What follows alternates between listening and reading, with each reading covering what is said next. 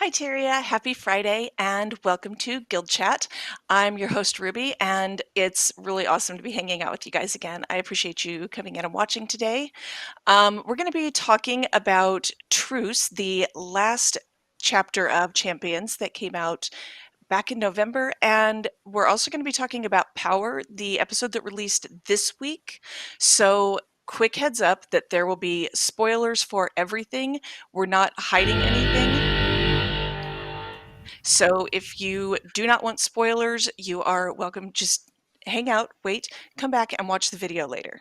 So with that said, let's go ahead and meet our three dev guests. Brett, why don't you say hi first? I'll have you guys talk about what you do here at ArenaNet and what you worked on for these two chapters. Sure. So I am Brett. I am the QA owner for all of the episode 5 content, wrote test passes, did self testing, all the fun stuff. Awesome. How about you, Joe? Hey everyone, I'm Joe Kimmis. I'm a content designer on Guild Wars 2. For this episode, I was the team lead and handled a bunch of the overall episode framework stuff, such as the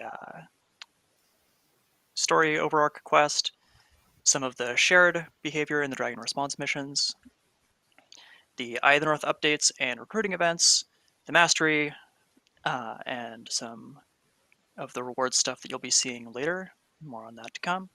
And I also handle the festivals for the game. So a few things. How about Keeping you, busy. Bobby? Yeah. Yeah, Joe's only slightly busy. I'm Bobby Stein. I'm the associate narrative director and resident old guy at ArenaNet. Um, for Living World, for this release, I basically kind of came up behind the writing folks who were working on that, who have then kind of transitioned over to work on the expansion. So wrote most of the non-VO stuff in the release, and also worked with the design and audio teams on doing things like dialogue timing and just narrative design cleanup. Awesome. That's it. We joke about you guys being super busy, but you really are. So thank you all for taking the time to come and spend some time on the show today. It's very much appreciated. Why don't we start, since we've got two story sections that we're talking about today? Joe and Bobby, you guys worked a lot on the story and the writing. Why don't you give us a rundown of Truce and Power to get us going? Yeah, so I'll jump in and give you the really quick summary of Truce. So Awesome. the big plot point going into it, of course, is that spoiler warning again. Spoiler warnings for episode 4. If you were thinking it was only episode 5 spoilers, I'm sorry.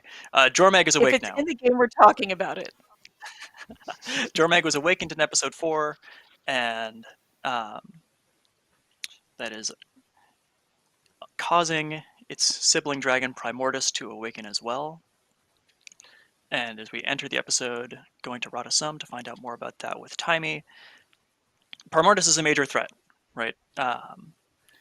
Joramang is kind of tactical, and Primordus is the opposite. It is just all offense, destroyers attacking all over the place. We've got to deal with it. But we also meet Ryland in Radasum, who is now Jormag's champion, and is saying, hey, Primordus is a problem for you two. Jormag also hates Primordus. What do you say? So we kind of have to, I don't say we trust Ryland, but we have to kind of live with that for the moment because Primordus is this major threat. Mm-hmm. And he's working with the Arcane Council in Radasum towards Jormag's ends because the Asura are also ancient enemies of Primordus who drove them to the surface back in Guild Wars 1 times. So from there, we head into the Dragon Response missions, where we see some of that imminent threat from Primordus. In Metrica Province, we hang out with Bram and Timey to fend off destroyers that are attacking out just outside of Radasum, and get to hear a little more from Bram about how he's trying to deal with some of the Norn prophecies surrounding the defeat of Jormag, and his earlier claim that, he's going to be the Norn of prophecy who defeats Jormag. And it turns out, that's not all fun and games. This is starting to actually weigh heavily on him. Yeah, it's hard, Bram, right? Having the weight of the world on you. Maybe sometimes your friends aren't like helping you out with it. They're off doing their own thing. Boy, that must it's a struggle for him, Anyway, um, the next DRM is in Brisbane Wildlands, where we get to meet up with Kaith and hang out with her a bit, protect some Sylvari areas. And we're actually assisted there by Ryland, who shows up to help out. And he's kind of giving you a little more of his motivations post Jormag Awakening, and also taking the chance to size you up, I think. But, we don't fight him there, that's nice. And we move to Gindaran Fields, where we get to meet up with Javi and Marjorie again to defend the always in trouble Ascalon settlement. It is one of our favorite places throughout the series to, to attack. Like it's happened a couple times. Okay, I think in Guild Wars 1 there were like 3 or 4 quests where you had to defend the Ascalon settlement. Maybe it shouldn't be there. I don't know. Have they considered building a fence of some sort? They built much whoever better rents walls. an apartment there is not doing too hot. All right, Poor so investment. So after that, it yeah, is. so at that So point, go ahead. there was a kind of to be continued delay going into the power chapter. So Bobby, you want to talk more about the new power Cool. content? Yeah. Thank you. So so the second section, the second release, subtitled "Power," starts off with "Roaring Flames," which is a sequence that starts where you go back to the Eye of the North to sync up with Oreen and your friends. You get in a conversation where she's kind of wondering what's going on with Jormag. So they have a conversation. Jormag starts to show us a little bit more what their motivations are. There's a real resentment with their sibling Primordius, so Ice Dragon, not really a big fan of Fire Dragon. They're two sides of the same coin. They're siblings, and one of them is just really getting tired of being tethered to the other one, right? So there's this idea of wanting freedom from their brother, but then also wanting to take what comes when an elder dragon is destroyed, right? Big release of power. Mhm. So from there, you start to see the rise of Primordius. You do a couple of dragon response missions. So Ebon Hawk, in Fields of Ruin, basically is under attack by Primordius's destroyers, and you have to kind of navigate this uneasy appearance of Krisha being there on behalf of the Char in a human area that is still kind of coming to terms with the whole ceasefire. After that is resolved, you get called over to Thunderhead Peaks. And again, destroyers are coming. Bram is actually there, and you start to learn a little bit more about what's going on in his head. He's starting to really wrestle with this whole Norn of Prophecy thing, and kind of wondering what his role is in all of this. Kind of caught between wanting Jormag dead and then also kind of dealing with the threat of Primordius. So after that, it kind of kicks off into the Jormag's World section. We go back to Radasum, to the Arcane Council, and Ryland is there. He's just finished talking to everybody, and the council basically gives you some of the intel that basically you and Ryland are looking for. Ryland's obviously working on behalf of Jormag. You're there to kind of deal with just the overall dragon threat, even though people kind of are looking at you like, hey, aren't you Primordius's friend now? What's going on with that? Right? So you learn about this feedback loop with magic, with Primordius. They destroy things, it feeds back into the dragon, and it's basically creating this power spike. And whereas normally the balance between Jormag and Primordius is level, now Primordius is awake and getting stronger, and we can't have that, right? It's going to be disastrous. So at any rate, you get called to Lake Doric thinking that, oh no, here comes more Primordius attacks. But actually, it's Jormag and Ryland are there, and the Icebrood is basically testing out armoring themselves up. If they encase themselves or encase, denizens in ice, can they shield themselves from an assault from the ice dragon? And they get their answer, and they're basically saying, we can toughen ourselves up against a fight against the Elder Fire Dragon. So peace. So they take off, and then you get called to Snowden Drifts, where you meet up with Bram and others, and basically you're hearing, or he's hearing Owl's call, Owl Spirit, who had previously been kind of hiding away from Jormag's advances. They're looking to absorb power however they can, and corrupting spirits of the wild is one great way to get a little bit of a power boost. And can't let that happen. And Owl, spoiler, it doesn't end so well for Owl, and we certainly kind of leave off in this kind of tenuous thing where Bram is kind of seeing the impact of this dragon war that's going on. He's still got it hanging in his head that he has some sort of role to play, but it's not clear. So that's kind of where we leave off before we get started in the next chapter in the near future. Yeah, so we're starting to see the scope of Jormag's plans here, that by either tipping that balance itself or getting you to help tip the balance, it can gain the advantage on Primordius and end that age-old conflict. Yeah. So next step is going to be hearing a little more about that in the chapter to come. Yeah, I'm excited for players to see that one. For power, there are a couple of things that I noticed that I wanted to call out.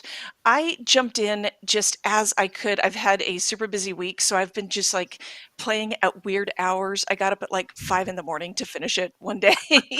But I really appreciate, I mean, I'm up anyway. I get up early. Something that I really enjoyed and appreciated. First of all, I liked the Dragon Response Mission boss fights; those were super fun. But this growing feeling of this is a serious issue, and it doesn't matter which side you're fighting on or how you feel about this. Unpleasant stuff has to be done, whether that unpleasant stuff is right or wrong in the views of us and the NPCs. Something that you alluded to a little bit, Bobby, was basically freezing people to use later. And the awfulness of that when you think about it, and they're just like, yeah, but I mean, it kind of sucks, but we got to do it. And I'm just sitting here going, well, you did that. You just right in front of us. And you're cool with it. And we really start to see kind of a different side of Ryland here. Yeah, where he's very ends justify the means, right? Yes. He's saying, hey, like, you didn't immediately jump on helping us go kill Primordius, so hey, this was the reasonable alternative that we had, is permanently freezing a bunch of people. Yeah, he's just, Ruby, I gotta do what I gotta do. Did you just say that these two villains with ice powers were cool with it? Yeah, she did. I regret nothing. It was an accident, but I regret nothing. Thank you for that. See, when I try for puns, it's just bad. I mostly just trip over them and, oh, look, that happened. No, I didn't mean that. So on a slightly less horrifying note, regarding that, just we're going to be pragmatic about this no matter what. I really enjoyed Krisha versus Casimir's approach to what they thought of as diplomacy. In Fields of Ruin, I was really listening to the dialogue and enjoying that Casimir is very much, we have to appreciate the realities of what happened. We have to acknowledge the realities of what happened and how that currently affects people. And Krisha's like stomping behind her going, do you want this done or not? Yeah. That clash where they're both trying to get to the same end. They're both trying to accomplish the same thing, but the difference is enormous. And I just had stopped playing and I'm just sitting there going, talk more. Then what? So there was a lot that I enjoyed as a player. So thank you guys for your work on that. Talking about story and story development, something that we've talked about on Guild Chat before is that we start working on these stories way, way far in advance. I mean, there's an incredibly long lead time while we're doing work in the background. Sometimes that work begins before we decide to make the next expansion. Um, so, Bobby, do you want to talk about that a little bit? Yeah. So Things have I to don't remember change. when. Yeah. Uh, we did. Do you remember when we did the Icebrood Saga announcement? That was sometime around PAX, wasn't it? Yes, that was It was late both a million years ago 2019. and in Yeah, 2019. Yes. in the before times. Anyway, at that time, we knew at a high level what we wanted the entire Icebrood Saga story to be at a high level. You know, we know where it begins, we know where we want it to end, and Mhm. we have a pretty good idea of the shape of the story throughout the season. But you know, a lot of times when you actually get down to the work, when the teams actually get together and really flesh these ideas out, things can change, right? So Mhm. at some point throughout Icebrood Saga development, we were gifted with the opportunity to work on an expansion, which, quite frankly, was something I think most, if not all of us, really wanted to do at some point. But it was a bit of a surprise, and what we had to do then is say, okay, well, if we're going to be able to deliver a satisfying end to the Icebrood Saga while also, you know, getting to work on an expansion, how can we do these things, right? So it became a real challenge, you know, to get people together and to solve this as a group. And you know, it took a little bit, but we rewrote the story, reframed how we tell the story, you know. So design was heavily involved in figuring out, like, how can we, you know, satisfy this story and build something that's also repeatable. And so, you know, a narrative went back and forth about, okay, what plot threads can we see through to the end? What things do we maybe need to cut or downscope or whatever, right? So it was a pretty big shift, but I think, you know, we definitely got to a place after working together on it that I think we're pretty happy. And you know, I'm excited to see what people think once they play it and the whole thing is out there and they can, you know, experience it from beginning to end, and let us know what they think.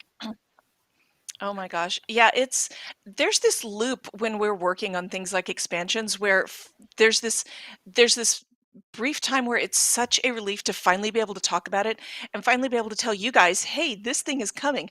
But now we're in the pain of all of the other things that we can't tell you and the pain of waiting until we can get it into your hands. And it's like every bit of it is so incredibly exciting that I'm I'm both extremely excited that players finally get to know about End of Dragons, um, and I just can it be release time yet, please? Um, but We yeah, it might need a is. little more time to finish it, but yeah, I'm we're all not telling excited you. for it. I'm not rushing you. I'm just very excited. But yeah, you had to. I mean, juggling. Okay, we're working on this story now. We're simultaneously working on an expansion, making sure everything was scoped right. That all the production schedules came to what they were supposed to be. That was a lot. Um, Yeah, and and that go was a ahead. facet with choosing to do the episode kind of broken up over the four individual chapters, was that both, you know, it gives everyone something to do as we're eagerly awaiting End of Dragons, and it gave us some more leeway on um, finishing the writing, getting the voice acting in. At the time, we had episodes 3 and 4 that now have voice acting, but initially we had to find workarounds for that. So it Yeah, was really and a even busy period there. But it it also was, gave and us a even chance. after. Go ahead. Oh, go ahead. You and I are on a little bit of lag together, so it's the Oh, I was just realities gonna of say, remote work. um, something nice there is that it's given us the chance to adapt to player feedback through those Mhm. episodes. We made a bunch of changes to the Dragon Response missions with Power Release, and I've been really pleased that both the team was able to jump in and make some of those corrections to make things um, feel a little better to players and Mhm. make the Dragon Response missions as fun as they could be. And it's been really heartening seeing players respond to that this week. I'm so There's a lot of glad. people excited about it, so that's great. Yeah. Actually, I want us to talk some more about Dragon Response missions shortly, but one thing that you mentioned was adding VO. And that was an entire massive saga that we haven't had a chance to talk about. Because adding like just getting VO in a single episode release is a lot. Adding several episodes worth of VO in one release was kind of a monumental task. Um, I'm gonna tap you for this again, Bobby. Sorry. It's just Yeah. the way it's shaking out. But that was, I think we announced in September that we were starting to record, planning for November, and it was still a tight squeeze, wasn't it? Yeah, so typically in any given Living World release, we're going to have 15 to 2,500 lines of VO on average. Sometimes a little bit more, sometimes a little bit less, That's just in one and language.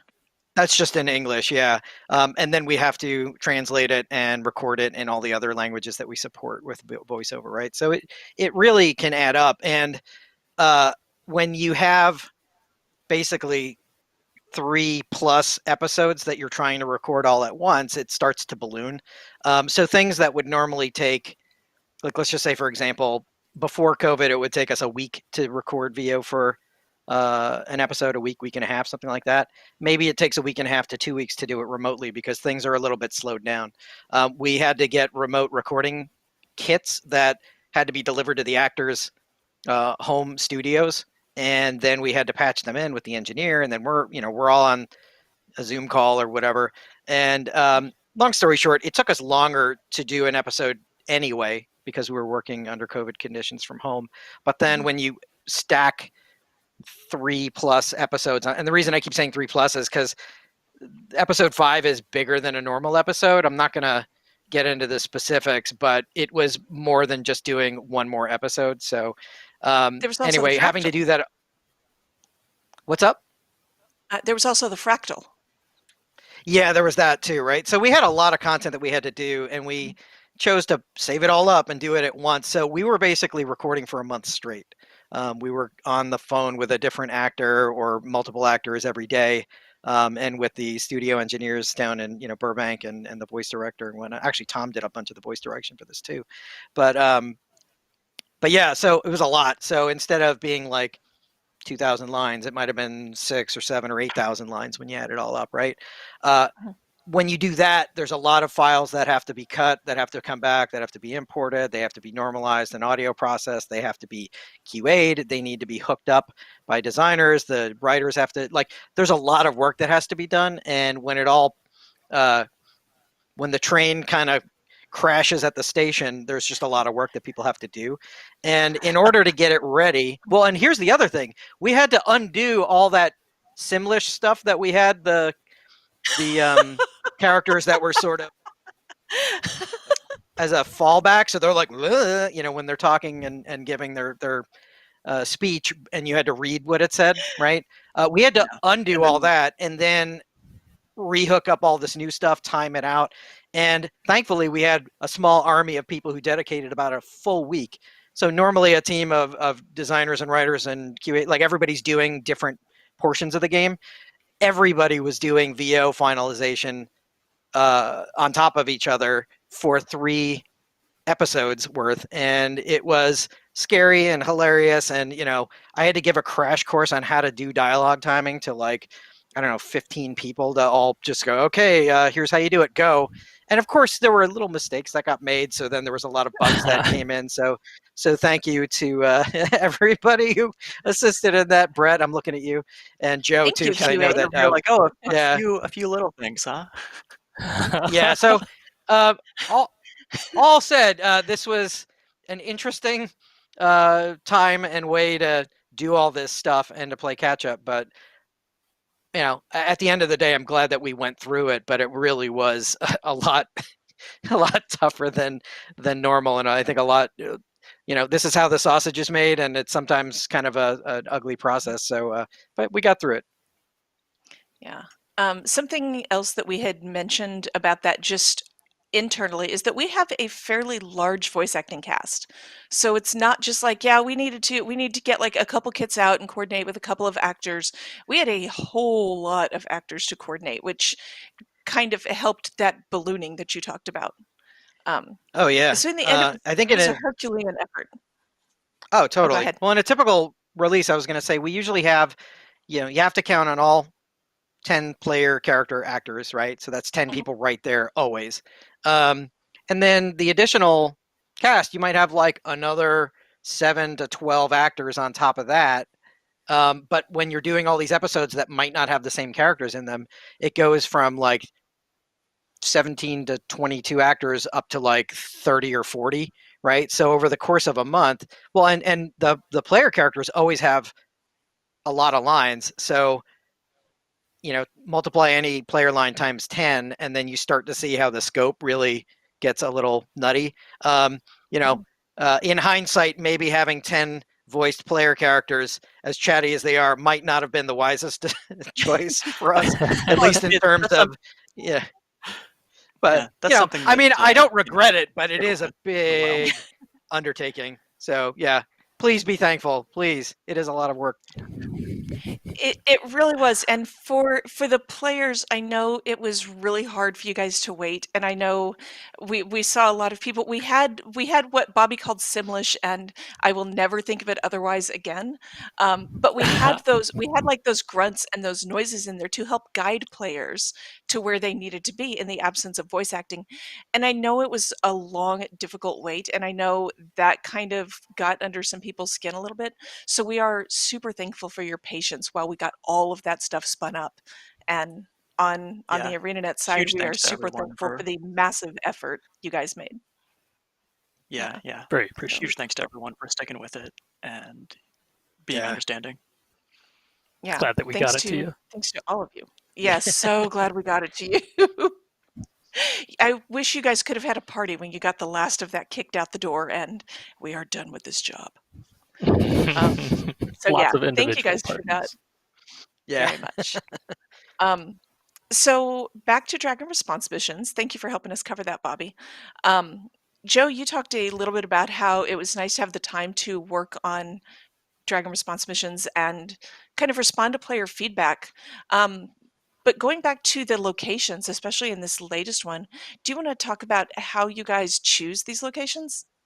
How do you pick where these Yeah. happen? So early on in the episode, we were talking about the goal was showing this kind of wide-reaching threat from the destroyers across Tyria, and we hit on the idea of okay, we want to go back to some of these Mhm, early maps and show you both like, hey, this is a threat close to home.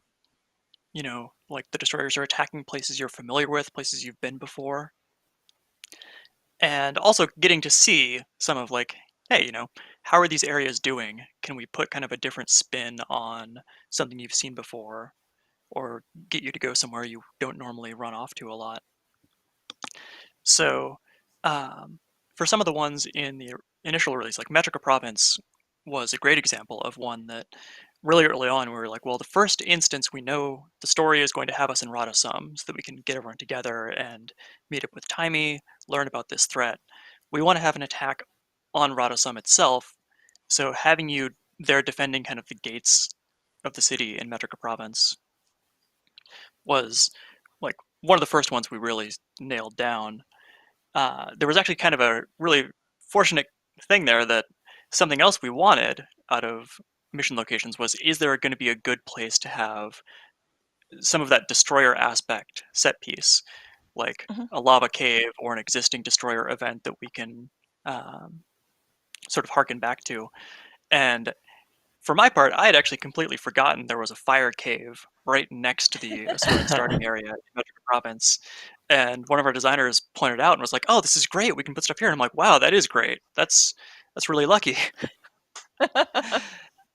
We So we planned it tried to all look for along. areas like, yeah, someone 8 years ago was like, just in case there's ever a huge destroyer attack event, we're going to make sure there's this cool lava cave. So we tried to use the existing areas, um, or look at how can we change something up. One of the really fun things that we got to do was one of the other really early candidates was going back to Lake Doric because that had been a living story um, episode location where like we got to see the White Mantle attacking there, and there was a question of like, Mhm. what's Lake Doric like now? What's it like normally?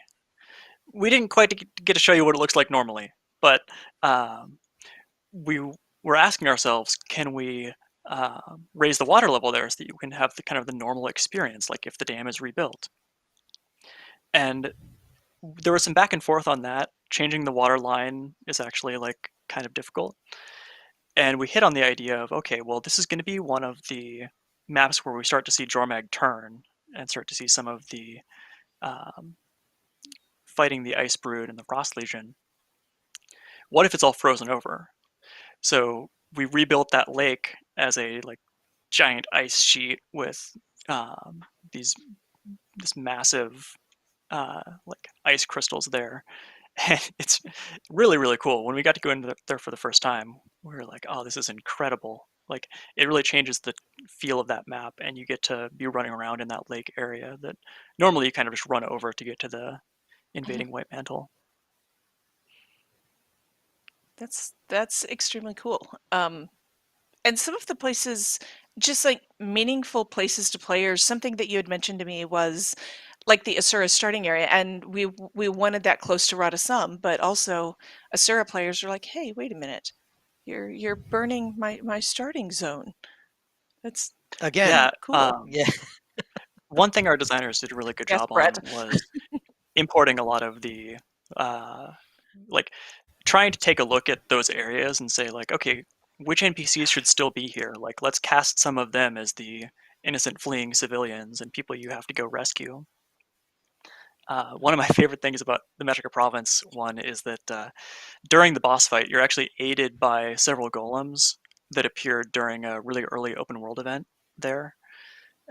There's the 4 elemental golems that aid you initially, and then for the big climactic boss fight, if you pay attention, they'll combine to form their ultimate golem form that you got to see in open world as well.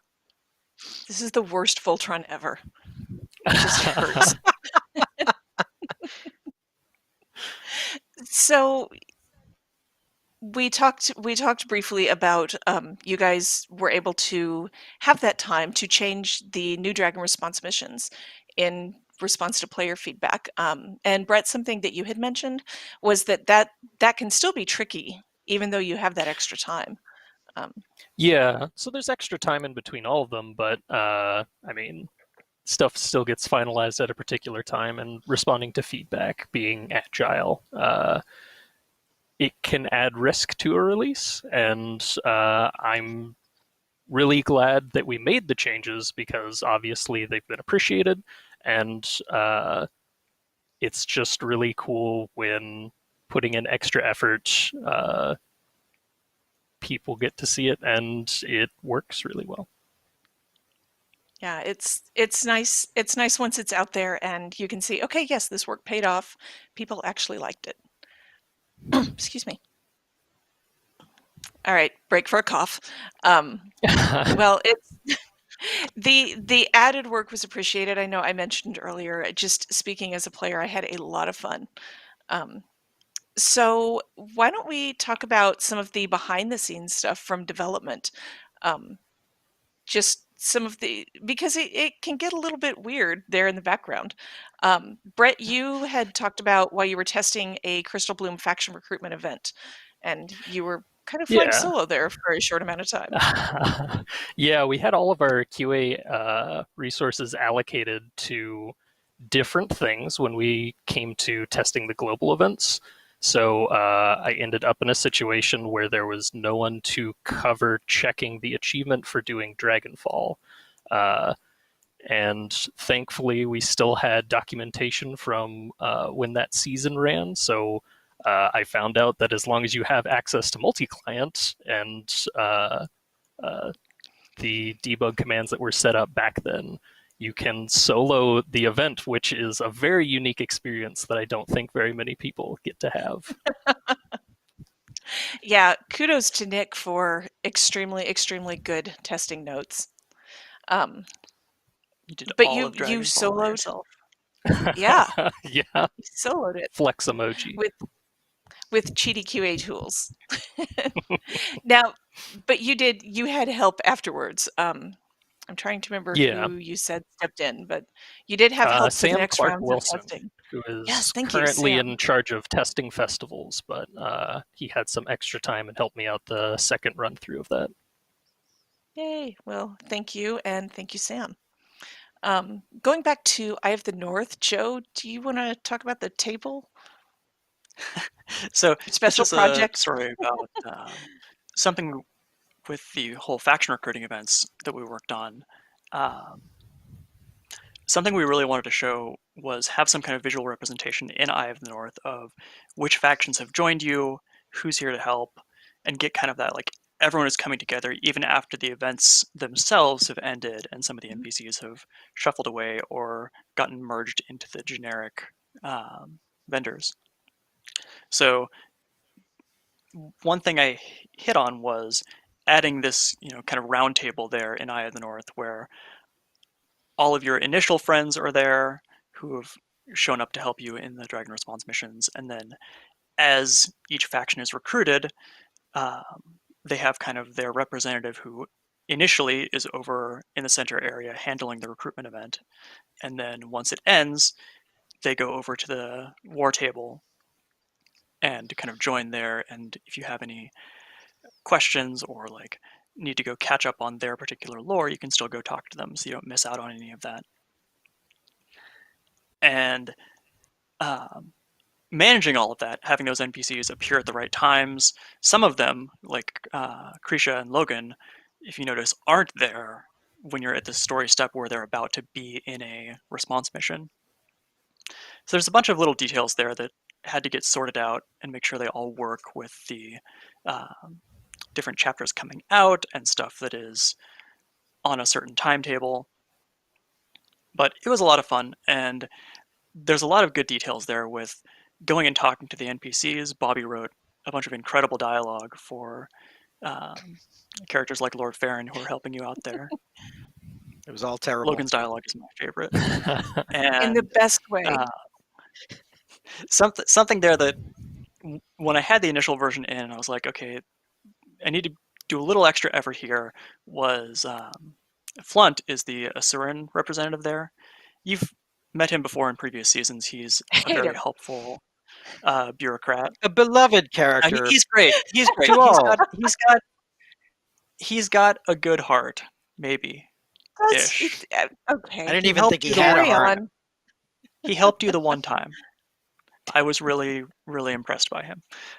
Anyway, I wanted him to be the Asuran representative because we haven't seen him for a while, and he's a fun character. And having him standing by the table there, just like it didn't quite feel right. So I built him this Asuran chair to sit in. He's got this kind of like custom built floating chair modeled on the Asuran Council chairs. And he's got his little data pad there so that he can be kind of looming over the table at eye level with everyone.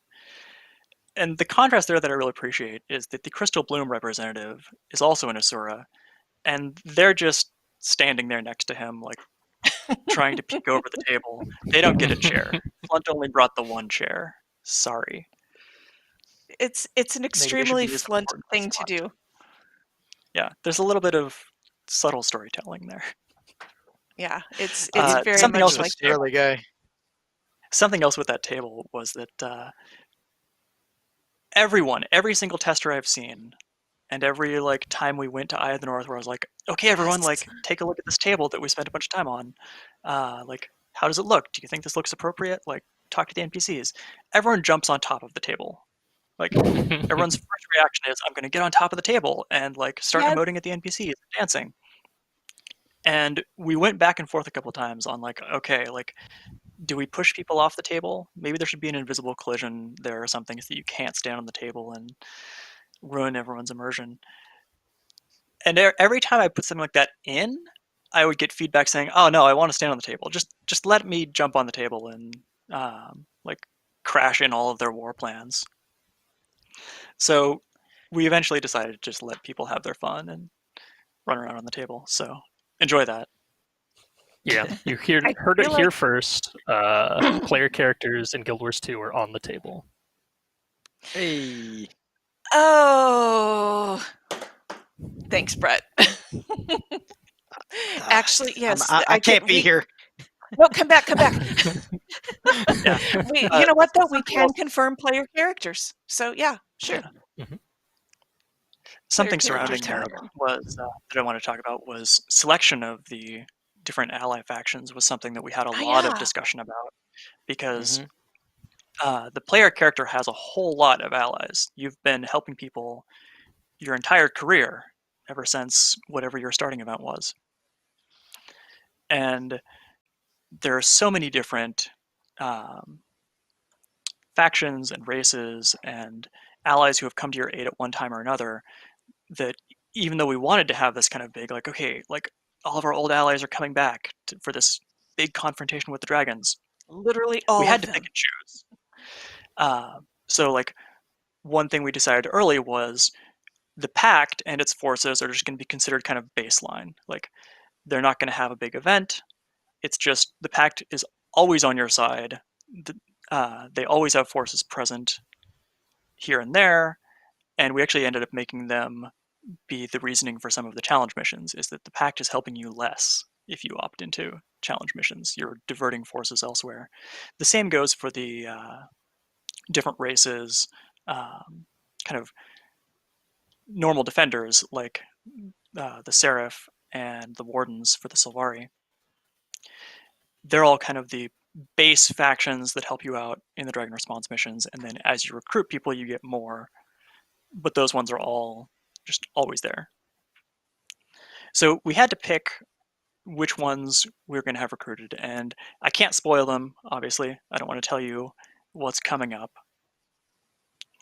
But there were a couple that were standouts, like we really wanted the Nellermoe Dwarves because they're the ancient enemies of the Destroyers. It made a whole ton of sense, and we had just had the Stone Summit appear in the Forging Steel mission, and we were like, okay, we can have dwarves. They don't all have to be ghost dwarves. Like, just need a little bit of effort to get the cool stone skin effect, which turned out really well. Really pleased with that. And then we can have the dwarves come back. It was one of those dreams from Guild Wars 1, right? And there were some others, like the Ebon Vanguard is another kind of classic ally faction, and since we wanted to have Ebonhawk come under threat, that was a really natural That was kind of a good thing choice. there. Yeah, we had some that came really close. So here is a teaser for you. We really wanted centaurs as a ally faction. They made it all the way to implementation, and then they were one of the last ones to have a tough look at them and get shuffled off. So centaurs will not be allying with you at this time. Part of the reason there was that the more we looked at it, like the centaurs haven't been helpful to you in the past, right? They are actually an enemy faction, and we wanted to have kind of this, enemy of my enemy. There are some good centaurs. They want to help you fight the dragons moment. But explaining that was going to take a lot more effort than the other factions. And it kind of came down to like, okay, do we put all of this effort into the centaurs, or do we shelve that and we'll revisit that in the future? So hopefully at some point we'll have that centaur focused arc and do that justice. We'll see. Yeah, there was some cool stuff that was planned for that. Actually, before we move on to the next thing, funny story. So Joe, I know you probably remember this. So do you remember how Ogden appears in the personal story, right? And then also in some of the earlier Living World seasons, and he's just always kind of standing there, right? So the Yeah. whole thing was one of the considerations about having the dwarves come back was, hey, we actually have a dwarf in the game, but we never built animations for him to move around and do things, right? So one of the Ogden will challenges that we had was, yeah, well, that's why, like in Living World and I think in the personal story, I'm trying to remember, but like he just stands there. He's either in a cinematic or he just stands there and you talk to him. He fidgets. He does those goofy, like, he stretches and, does one of these things with his, cracks his knuckles and all that, right? But I remember when we were talking about, can we have the dwarves in this? I said, they don't move or fight right now. So if you try to use them, I think he would skate around on the floor because he didn't have a run animation. So like I think there were like prototypes where it looked like he had little, what are they called, Heelys or whatever, those little rolly shoes. Yes. Yeah. So he would just skate around, like and I was like, opportunity to me. we You can needed to definitely have chart- like, You can chart over the course of the Living World episodes our progression in the dwarf animations, where early on we would have Ogden just conveniently be wherever you were going. It's like, oh, he's already down here in the Priory stacks, he was waiting for you here. Yeah. And then later on we had back me up, was it Roben who is the dwarf Robin, who's yeah, only yeah, a I yeah. was head. just thinking about what about that one that was just a thumb? Yes, well, he's just you get his thumb He's also. a head, He's been and then Yes. he's thumb, turned yeah. to stone and split to pieces. So you just have his head, Like a and stone people can bust. carry it around. So he's as mobile as other people because they just carry the head. And then I think we had ghost dwarves show up. So like Mhm, they had more animations, but they don't have to fight because hey, they're just ghosts. And mhm. then we That's got the Stone Summit amazing. who are actually fighting, Uh, but thanks to being the Stone Summit, they're always like fully covered. They've got their full plate armor and glowing red eyes because they're evil. Oh, but And Flint's so fine. we eventually made it up to having the Stone Dwarves again. So Yeah. really happy about So that. just so people understand, if they're like, why can't you just do this? It's like, well, we don't actually have that built, and anytime we create a new movable or playable thing, it has to have a ton of animations and other things factored into it. And it was just so funny because I They're, thought we would never get dwarves in Guild Wars 2. So this was sort of a big momentous occasion, I think, for a lot of us. yeah, their event is Yeah. ongoing. You can get in there and start earning your Stone Skin aura. I think people are going to have enough tokens to buy it starting this afternoon. I Ooh, think Am I it right, might have Brett? Nice. been last night. I saw the timer jump up, so I assumed that all of the people bought all of those if they were nose to the grindstone with it. yeah, I am. I All am right. not Well, I'll one of look those forward to people. seeing people who have earned it. I'm working on it. I'm close, but I think I'm not going to be there day one. That's hilarious about the fidgets and the animations, and Mm. I honestly can't stop picturing Ogden just zipping around on. I don't know if we tie pocket raptors to his feet or what, but I love Oh, it, and Inline I need skates. it to happen. There was a we proposal were to have just him on like a cart. yeah, that was a thing, and we're like, do you pull him, or does it like is it like a Segway where he just kind of rides around on it? And I mean, I'm glad that he can walk now, but yeah, silly. Ogden still can't No, walk. but Sorry. dwarven Segway. Let's talk Oh, about he can't. this. No, we updated Oh, other dwarf. whoops. But we're close. We're close. We're close. Like the technology is all there. We could get moving Ogden as soon as we need it. What if we put him on Pro- frozen Lake Doric and just push him around? Mhm. Well, you should have been in He that just mission. kind That's a of. really good It's point. like yeah, it's sort of like curling, but not. But with a dwarf? Yeah, Are there brooms in our game? I mean, No I think reason. Joe, that's a new event type, right? Could we should talk about it Dwarven offline. curling? Mhm. Yeah. Okay, yes, make a note for dwarven curling. Mhm. In Oh, Dragon wow. Bash. Okay. Okay, so, man, I just wanna sit here and, like, brainstorm about what we could do with this, but it feels like we probably shouldn't. That seems irresponsible. Um, Joe, something that you mentioned was, challenge mode in Dragon Response missions, and Oh we yeah. had extra mobs in that for a while, didn't we? Yeah. So that's a good segue too, because we were talking about adding things to Lake Doric. Yeah. So something we really wanted to get out of the Dragon Response missions was having those opt-in challenge modes like we had for Forging Steel, where you can kind of pick and choose whether you want to deal with different extra hurdles in order to get some bonus rewards at the end. And one thing that we initially um, took directly from Forging Steel was having a challenge mode that spawned more enemy mobs, and then that stacks with if you take the challenge to make the enemy mobs stronger. And we kind of had that prototype for a while, and in general, people would look at it and be like, we wanted the new mobs to feel distinct, so it wasn't just, oh, there's more destroyers or there's more Mhm. Icebrood. And so we had placeholdered mobs, which I think we have a screenshot of it here. Yes, this will explain the confusion. So we had a lot of people who were like, "Why are there Choya here?"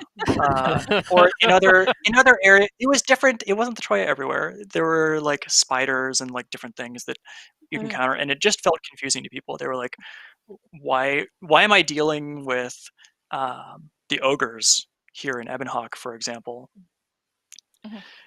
So and we had concerns with like if I'm over here fighting the destroyers and there's a whole bunch of Choya over here fighting destroyers elsewhere, because I mean they're not allies, right? Um, Mhm. then like your frame rate is dropping because there's 100 destroyers in combat at once, and the Troya aren't winning, so they're not thinning their ranks any. So we ended up changing it to just be the timer challenge that you see now, where you get a time limit, and then if it expires, you don't get as much loot at the end. Yeah, But- we aren't ready for the Primordius minions and Choya being allied lore bomb quite yet. Right. There were We're working we on had it. to explain. We needed to explain a lot there. Bobby, can Troya be dragon minions? Can they get? I don't even think the dragon would want them personally, but we'd have to ask them. The Can we Snovari talk can. about Destroyer Choyas for a second? Mhm. We should not. Oh my gosh. I still can't get over I- the fact that when you kill them, they split open like a melon, and it's disturbing. Okay, but first they just There's a completely lot of freak out, questions. which is great. Yeah, they're like, "Ah." Yeah, there are a lot of questions, Joe. You're absolutely right. So I do want to back up to something else that you had said, Joe, because you were talking about writing additional dialogue for just little side characters that needed some more fleshing out. And you and Bobby worked together on that, didn't you? This might be a Bobby thing. Joe was just the one who brought it up earlier. Yeah, I mean, So I think that was some of the stuff like the characters showing up at the table in Eye of the North, and some of the conversations you can have with them, and find out what Logan's been up to for the last bunch of time. What has Logan been up to? play and find out. Now he There actually you go. we Yeah, that's a good answer. see you next time. No, so I think with all these things, right? Joe and I and everybody else involved in the release, like you're like, okay, why is this character here? What is their relevance to what's going on? But also, if you're going to catch up with them and touch base, like what else are they going to talk to you about, right? Because if it's all business all the time, it kind of gets boring and it's very one note and it's we have to kill the dragon, blah blah blah, right? So I think we could look at these things as opportunities where you can also, if you have an established friendship with them, that maybe they'll have something unique to say to you, right? So that's why having Lord Farron there at all was kind of a quirky thing. So then we decided to kind of lean into it a little bit and kind of put a little silly touch base with him regarding his injury or whatever, He's been growing as a character. whatever. Well, totally, right? Has And he? it was, I mean, well, you know what? The fact that Sure. he's in there and he's wearing pants is real character growth, because It's a usually victory. the guy is oiled up and kind of in inappropriate places, and so yeah, I like that's to think Yeah. that, and his role kind of doing the tactical oversight thing there in Eye of the North is showing some yeah. Well, he used to be kind of we also gung-ho, wanted to- I'm going to join the front lines, I'm a hero guy. I'm gonna So, run in there and then get knocked over. Yeah, so I mean that was also another thing where I think for some people Lord Farron was kind of a fun and funny character, and other people were like, he's just some annoying guy, right? So I think by the time we were ready to resolve him as a foreground character, he assists the commander in missions in season 4 and gets injured, right? And that was sort of the last we saw of him. He does sort of stop from being like the lovable goofball into somebody who's actually trying to be useful and less of a punchline, right? So I mean he's still a punchline, but at least I think we tried to treat him with a little bit more care. So it was kind of fun to use him as a character. But like in regards to all this stuff, I just want to be very clear too. The release itself, the story and the narrative presentation, it being a team effort, like everything we do is, right? So it's an intense collaboration between narrative and design and art and all the other teams, right? But I was not the lead writer on this episode. That was Novira, who had taken over throughout the season. She finished up her work, and then we wished her luck. She moved on to Undead Labs, so we miss you, Novira. But We missed you, Alex Lavera. and Thank you. Aaron and Shane Michael, like a lot, people from the team all contributed, but then also the designers pitched a lot of great ideas. They stubbed in some dialogue and we kind of looked at it and was like, hey, what can we do with this, right? So I think the challenge that Joe and I often kind of took on was if these factions are joining the cause, how can it make sense, and how can it feel like they're invested, not just for the fact it's like, oh, together we're stronger, and like a lot of the kind of tropey things, but also what do they actually care about it as individuals, and can we bring any of that? And in some cases there's opportunities to do fun things, and that was sort of the challenge. But yeah, we're also fighting against deadlines and line counts and everything else, so hopefully what we got in there was good enough, but I guess our fans will tell us. Yeah. It is it was a lot, and we've joked before on the show about the incredible games that could be made if time and space were not constraints and were a little more malleable. So, Well, that that is was that was time and space are a core thing. development, was that we're for a few years it was like, oh, it'll take us 2 years to get this done, and then that turned into 3 years, and then it turned into 4 years, and then before you know it, it's 2012, and it's like we actually have to kind of figure out what's going in the box, because like can we please finish this? um, but I Yeah. will say this: the advantage of an online game is we can keep kind of building on it and those ideas, and if not for things like Living World and the expansions, we wouldn't have been able to do some of these, you know, off beat ideas and Mhm. stories and gameplay conventions and things like that. So it's you know Yeah. I'll be the first to admit I just hit my 15-year anniversary, and I still, like, just the other Woo! day I was doing a Congrats! playthrough for oh, thank you, uh old guy here. Do I get a watch or something? Like, what do I get for 15 years anyway? I um I don't know. I have a like, pen. you get to this point where you look back and you go, oh my god, I'm so lucky to still be doing this Mhm. after all this time. So um we were playing End of Dragons stuff, and I was kind of really amazed at how it was coming together. And last night I was on live playing, the new release, and enjoying myself and enjoying, listening to what the players thought or what they were messaging to me. So it's just, um, sorry to get all sappy. I just wanted to say that, Cloud. every day it's just, I still appreciate that I can do this day in and day out. Mhm. Yeah. Well, congratulations on 15 more. Yay, thanks. Let's just keep you for 15 more years. All right. Well, there is one more thing that I want to touch on if nobody else has development stories. Um, One of the things that I know players like seeing and hearing about are some of the weird bugs and development oddities that you guys came across while you were working on this content. So, do you want to talk about that? Yeah. Sure. Okay. I guess I'll jump in with my favorite out of a couple things we uh, thought through in advance. So, uh, one thing we've talked about, the voice acting going in, Yes. and something that happens there is there'll be placeholder voice acting initially. That's just the like robot speech that's in there. Then we get the VO back, and we have the unprocessed voice acting go in, where um, okay, it's now just the clean voice actor read without maybe like some of the char guttural noise, or without like we have the Norn owl spirit in this chapter who has like some spiritual echoey effect going on. And we had this bug where when the owl spirit's base VO went in, there's a section in the Snowden Drifts um, response mission where the owl has a line that is agonized scream, like the owl screams, Yeah, I right? remember this. And one great thing was that initially, before we had the proper voice acting, it was just the robot voice saying agonized scream. It's like, oh, okay.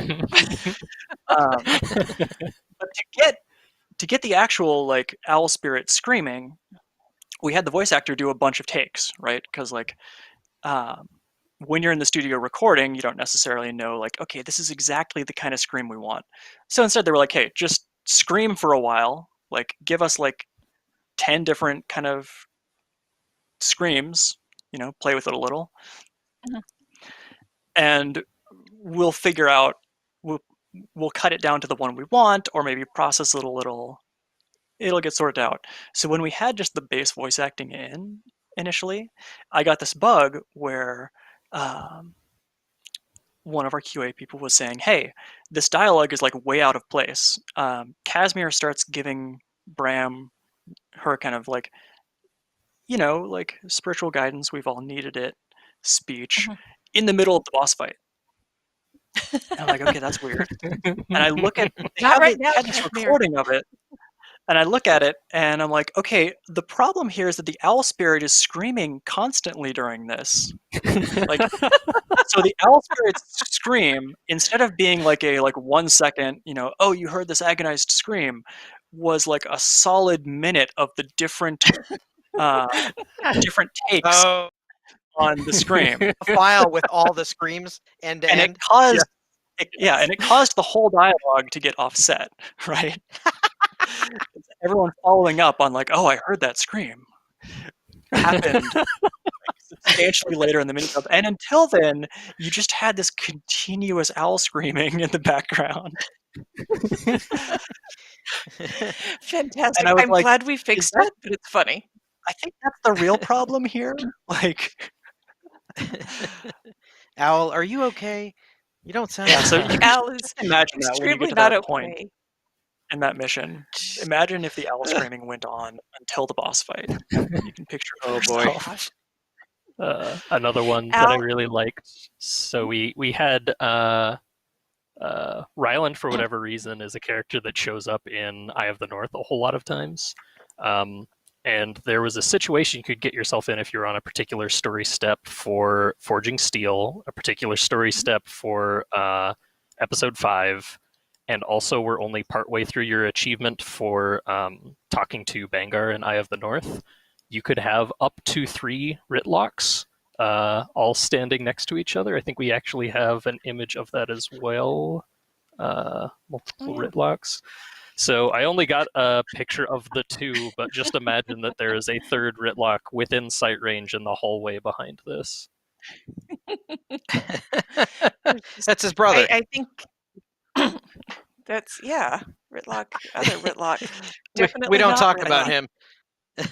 To be honest, I think you can still find yourself in a situation where you have 2 Ritlocks, but you can't get up to 3 anymore, I think. Don't take that as a challenge, please.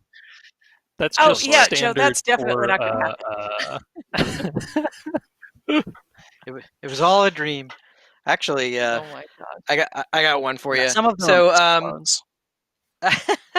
that's true. The scripts that came in for release 5 definitely came in hot, and generally we like to do drafts and iterate on them, right? So that we get them in early and we're workshopping them. We have this process on the narrative team that we kind of informally call office hours, and really it's just workshopping, right? Somebody brings a script in, we read it out loud, we talk about it, we make suggestions on how to tighten it up, and it's kind of like a group critique. And that's usually where we can hone in on the character voice, make sure that we're hitting all the plot points and whatnot. But then also, make revisions, cuts, or additions as needed, right? If we notice that, something's not working. And it was funny because you could tell that some of the writers were really, working up to the last minute and maybe stressed out because sometimes the scripts would come in and the characters would be talking, and next thing you know, one of them's dropping an F-bomb and one of them's, just cursing like a sailor. And I remember kind of raising my hand in Teams chat, and I said, yeah, we can't actually let this go live like that, so we may need to drop the F-bomb out of this one. And it was just like, oh yeah, well, we not know. allowed. Yeah, unless we want to get an M rating. I don't know, it's a live game, maybe. Well, actually, though, we had a thing a while ago where a character ended up cursing.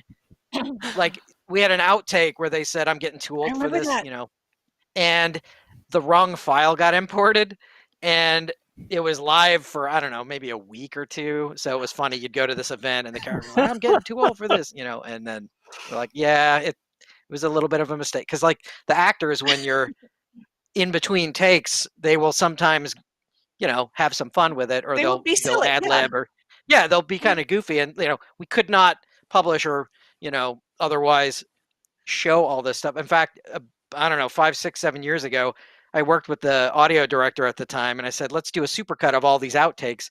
And it was like 20 minutes of one of our actors going off on all these tangents and cracking jokes and imitating other, characters or actors or whatever. And it got filthy. And finally, my job was to listen to the whole thing and say, oh, yeah, we got to take this out. We got to take this out. They got to take this out.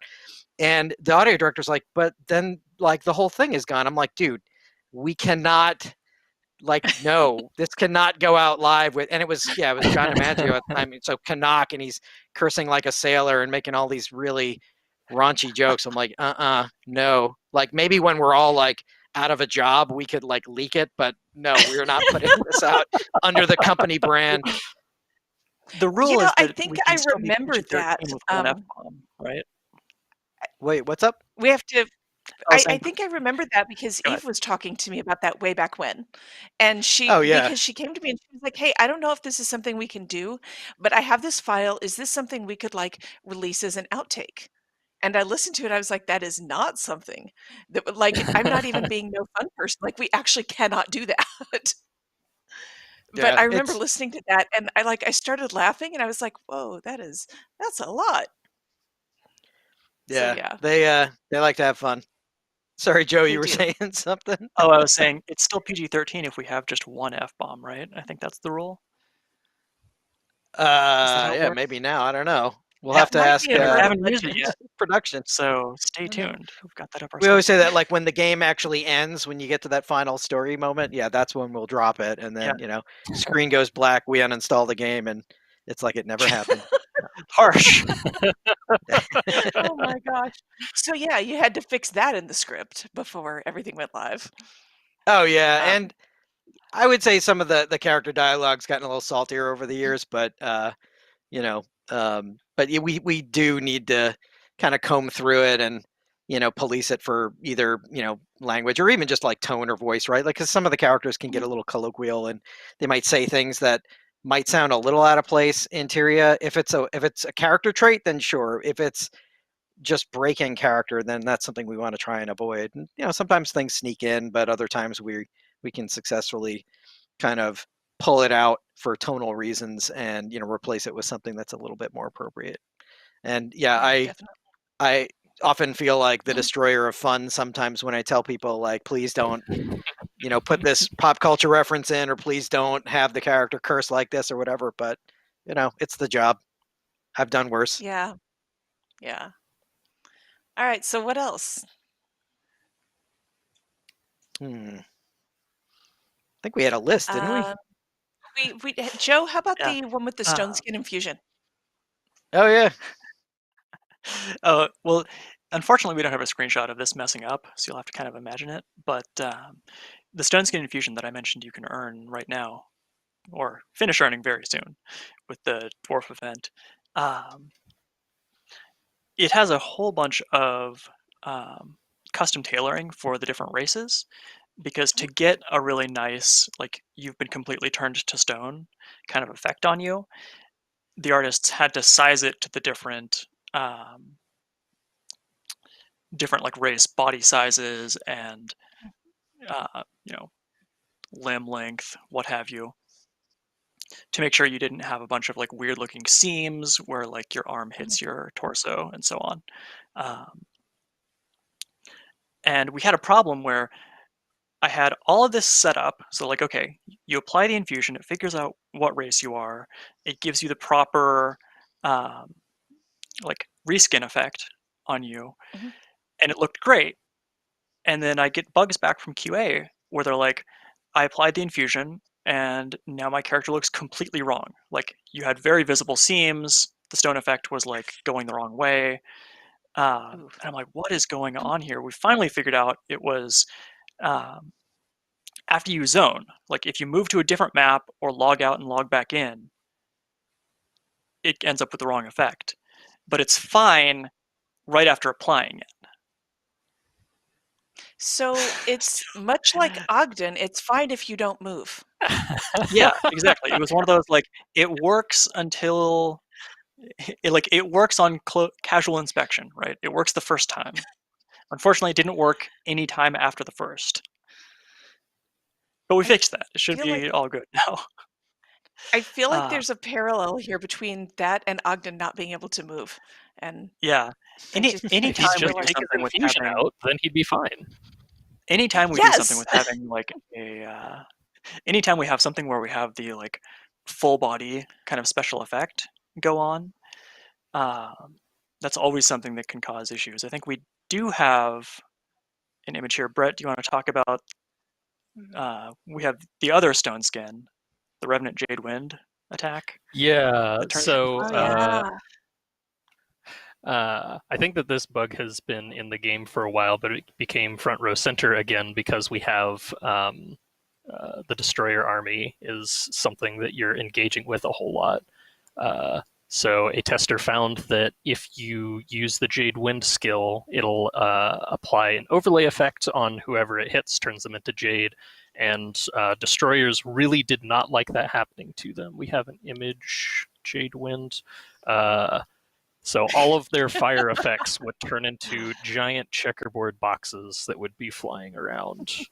Uh, so happy to say that our new army is working for that, but also all of the Corteria destroyers are also all fixed up for this as well.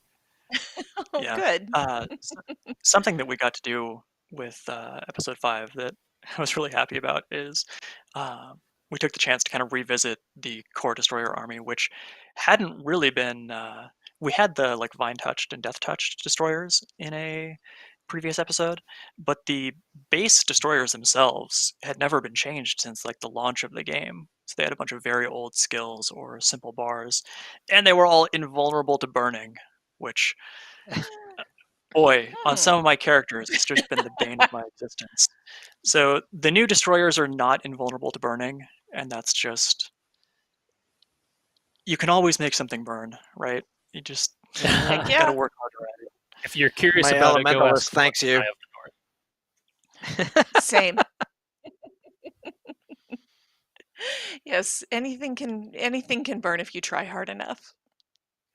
So, well, there's one that I want to save for the end. But Joe, do you want to talk about the story NPC locations changing? And Oh yeah, so this was a bit about we talked earlier about having the voice acting come back in and needing to like tailor it to the scene or change timings or figure out whether it needs processing. And one thing that we have to do a lot of processing on ever since we introduced this is a capability that the player character's friends have is comm lines, where you have the like communicator crackle of you saying something through the radio sort of deal. It's advanced Asuran technology. I don't know if it's radios, but a really common thing that we can go back and forth on there is how distant somebody is for their lines.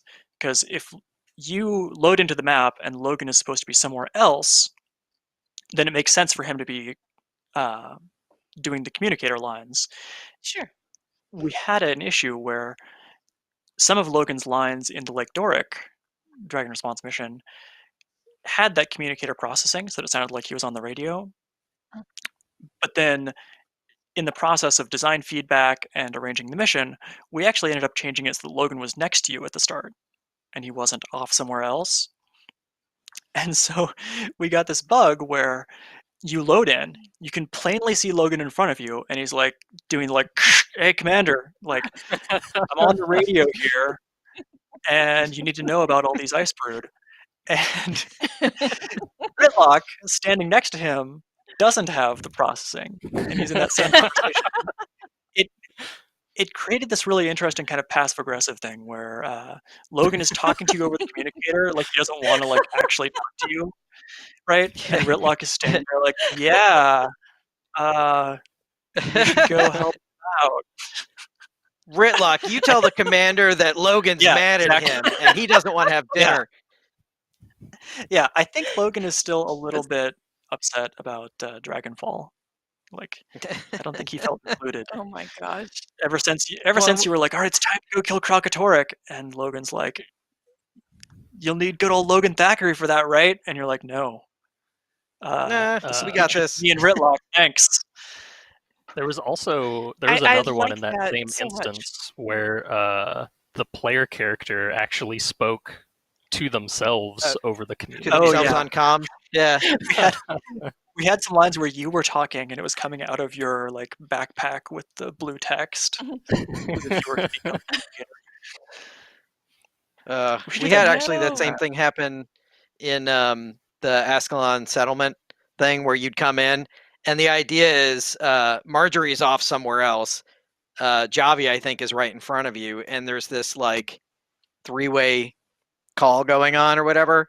And it was like, do we just have them? Do we have you hear them as if they're like within shouting distance, or are they on comms, or do we have it where like if you get close enough, it switches? And it's just, oh man, that was a lot of fun trying to get everything figured out and reprocess, because I think we did like someone had marked an entire scene as everything on comms, and yeah, the player was on comms, Marjorie was on comms, the person right in front of you was on comms, and we're like, this doesn't sound right. So yeah, we have to sometimes redo a whole bunch of that stuff, and poor Joe, because I think he was doing a lot of the audio processing, and he had to like, or him and Marissa, they had to like undo and redo a whole bunch of those files because they got marked wrong. Ugh. That one's Oh, a different no. They're heroes. Yeah. Yeah, Joe Clark.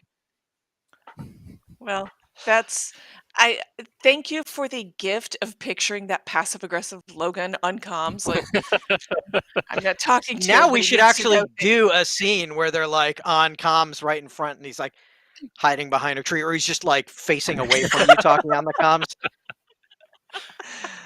Now I- that's something I fair. love it. I'm washing my hair tonight. Goodbye. Yeah. it's from a previous episode, but one of my favorite moments in Icebrood Saga has been when Ritlock is trying to call you as you are doing. I think you get transformed into a majestic eagle. Is it? Annoyed Oh, eagle you're doing screech. Yes. You're Yeah. doing this adventure as an eagle, and Ritlock is calling you like, "Hey, I need an update. Like, how is that going?" And you just yell at him as an eagle, and he's like, "Okay, I'll call back later." Guess you're busy. Yeah. Clearly a bad time. I love it. That was fun. That was super good. I don't know because I never experienced it on Dev. Did Robo Voice give the annoyed eagle screech line? Please say yes. Oh, of course. It just I'm said it out pretty loud. sure. Annoyed eagle screech. Annoyed eagle screech. I Yeah. love it. Oh my gosh. Okay, so there is one last development bug that I want to talk about. That's a little teaser for what's coming next. Oh, also, quick shout out to all three cats who have joined the stream. Um, because Brett, Stuff going Lex, and on him back are there. behind you. Yeah, they're They having are fun.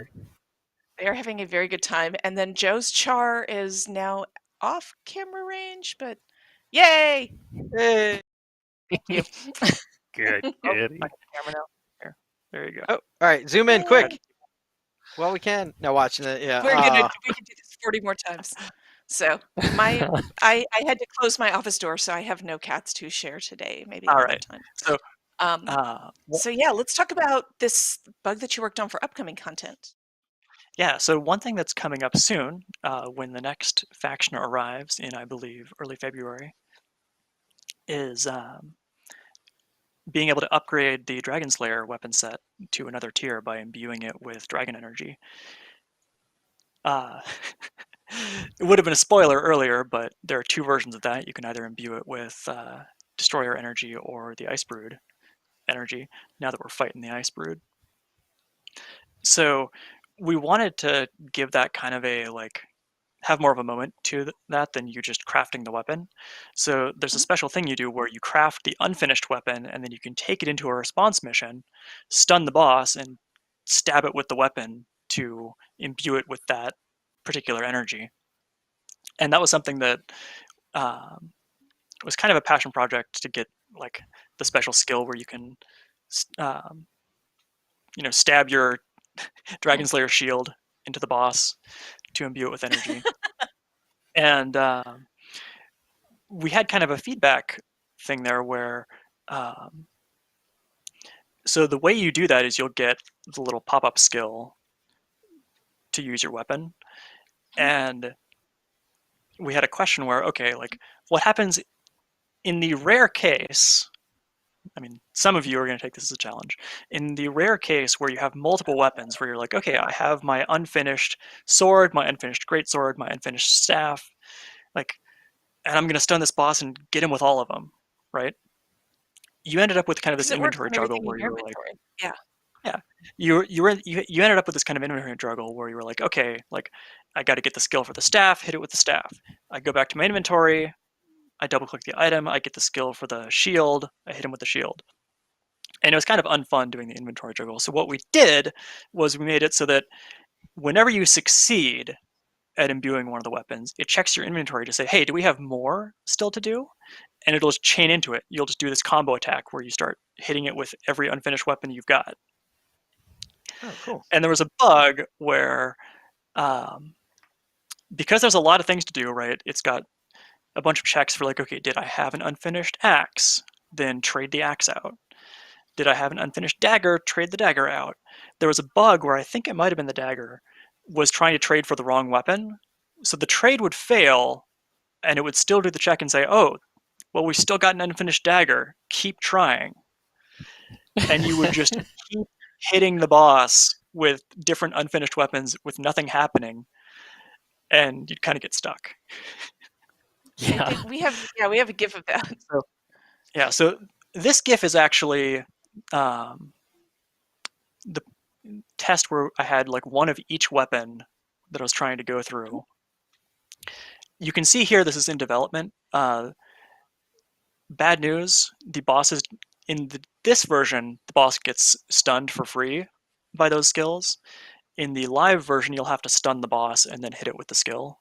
So quite the opposite. So you won't have the benefit of the boss continuously being staggered as you're doing this. Oh my gosh. And something that Brett mentioned about this is that it wasn't a situation where you could just be like, okay, I give up. I'm going to stop attacking and leave this situation. You were trapped. Yeah, even using debug tools, it was not easy to get out of that. It was very nearly a soft lock.